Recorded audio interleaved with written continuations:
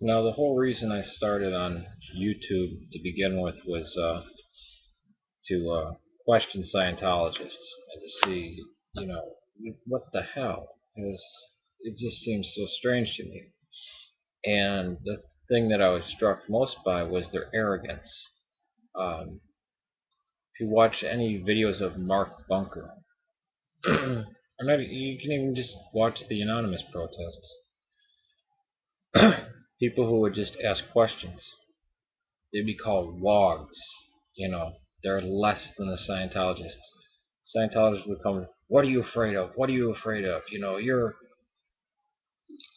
ignorant. You know, why would you go and listen to any of the critics? If you want to learn about a religion, do you go to the critics? Yeah, of course you do. You see both sides, and uh, there's arrogance, I guess, that's justified. Like if a scientist wants to be like, nobody knows anything, even then, I don't know if it's arrogance, if it's so justified. But people who not want to remain ignorant, think they're totally enlightened and just will remain ignorant, won't look at anything else, think everything else is beneath them, all their knowledge, any other viewpoint, that it's totally gone, that you can't look at any other sides, that what they have to say is the truth, and that's it. And then there's certain factions of Christianity that do this. Um, uh, the thing that really gets me about a lot of the Muslims, especially how I see them acting in the UK and other parts of Europe, with these signs, protesting the government, F the police, death to the UK, death to Rome, death to America, and yet they live in the freedom of these free democracies. You know, people who are continually obsessed with trying to change everybody else and not trying to change themselves. No compassion for their own country. No going back to their own country and trying to stop it. And these revolutions that you see happening now in Libya, in Egypt, they're homegrown. It all started in Tunisia with a guy setting himself on fire, a fruit cart owner, and they erupted there. They didn't come because people came over to Britain or America or France and got enlightened and protested there and went back. These are genuine, true good things. And just to go off on a tangent here, I think it's extremely wicked when America says, well, what's in our best interests?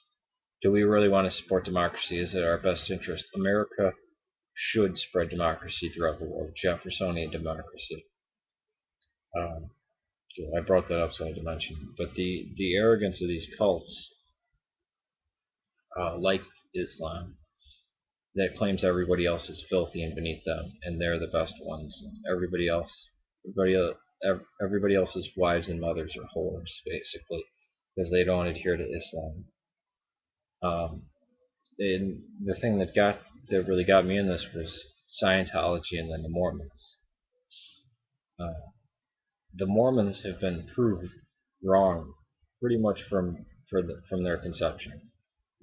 Everything that they claim outside of, well, they don't even believe in real Christianity. And I don't say they're arrogant. I mean, they will not look at the Bible and believe it. They have to go to their other sources. And even they even criticize the Bible, because when their sources come into criticism, they reach for by Christians. They reach for the Bible and try to slam it, which is messed up, man. The Scientologists were the first. They were the first ones I came across that would be in your face about it, and you'd see these atrocities happen. I mean, you could see them. The McPherson case, where she was starved to death. And every time anything happens with these horrible cults, oh, it's just a rogue person. It's there for either they blame the victim or they find scapegoats. They say, oh, what's wrong with us? And it's kind of funny in the major religions, or in at least the moderate, open-minded people. I don't care for Judaism much, and I don't like Orthodox, the Hasid way of things. But there are some liberal Jews out there who take a look at Judaism and say, yeah, that's kind of messed up that Moses did that. Probably would have gone to jail today. Probably should have gone to jail in some instances. Genocide's bad. And Christians look at the Bible and struggle with it and say, the genocide Joshua committed, I don't know. That's, okay, I believe it's God who will, but that's something that's really hard. And I don't know that the God I believe in will do that.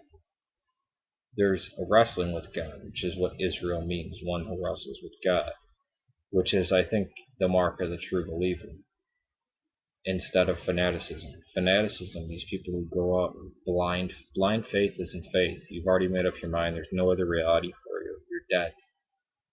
Your soul is dead. There's no compassion. There's no great mysteries to wrestle with. And these cults do this, like Scientology. And if there's people in Scientology or Mormonism or Islam that are wrestling with it, good for them. We need more people like that. But they need to get out of it. They need to, liberate themselves, liberate their minds. And if they're still in that belief system, they still believe a large majority of what's in there afterwards, I don't think they'd be so arrogant. Just the in-your-face attitudes with these cults. And remember, it's not us going against the cults. We're only responding to them. They came to us.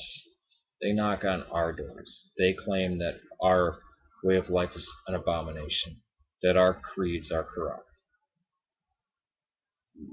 Where's one controversial religion that didn't come and really get in your face? And I think, a lot of the Hindus and Buddhists can claim the same thing about evangelical Christianity. I don't really care for fanatical Christianity, especially Pentecostals.